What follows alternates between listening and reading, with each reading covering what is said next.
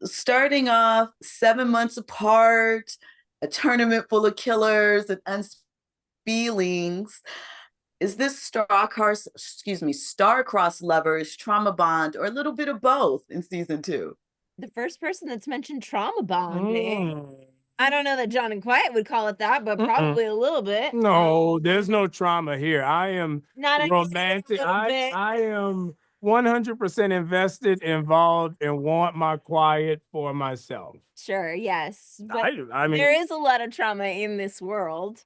I do think there's some star-crossed elements, right? Like they come together and then they're, in your words, torn apart. And then they come together again. And are they going to stay together? And what's going to happen? Are they going to be teammates? Or are they going to be adversaries? It remains to be seen in season two.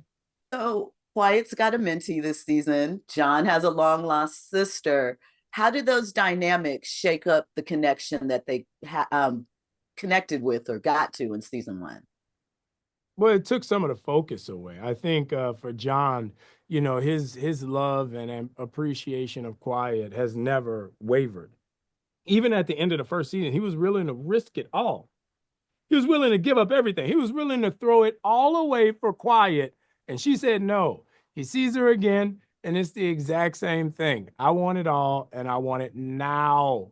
You, buckets of you. And she's like, maybe I'll think about it. Like, who says that? Who does that? Because sometimes I think, our show really has this element of like nostalgia, and there's a bit of our own adolescence in there, right? And Quiet and John really are living through a bit of their own adolescence. Yes, they're adults, but they've never had these experiences before. They've become adults in this horrifying time of this apocalypse, and they're trying to survive moment to moment.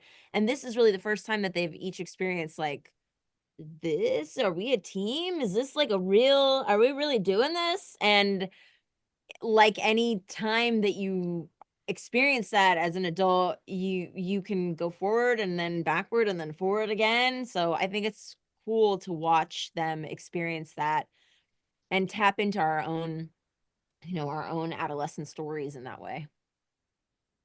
So Anthony, this season we see John struggling with belonging, especially now that finally has the family that he's always wanted, kind of complicated. What is his thought process towards working that aspect out this season? Well, with John, it's really, he's used to being on his own. He's used to being an outsider. He's used to survival mode. And now he's finally in a position where his survival is no longer in question. So, I really believe that he's truly vested and 100%, behind the idea of being with Quiet. Like everything he's ever wanted, Quiet is. And, when his sister comes along, it's the idea of, okay, now my real family is here. So how do I formally take these two things and make them one? How do I, split my focus, but also at the same time, I trust and admire Quiet and listen to Quiet more than I do my own sister. So she's the closest to me. So instead of a split of focus, it's almost a shared focus for him. So Stephanie, we see Quiet this season go through a bunch of different things, really, but was there a particular scene that demanded emotional vulnerability for you that sticks out this season? I don't know that it was a particular scene. I do think like the journey over the course of the season was constantly kind of shifting and the ground was always shifting and changing under Quiet's feet, like, is she gonna be with John? Is she not gonna be with John? Is she gonna keep her word to Dollface? Does Dollface's ethics line up with her own? How much is she willing to give and risk for Mayhem to be safe at any given time? Like, what happens in this tournament, and who wins? Like, can a team win? Is it a single winner? Like, how does this all work?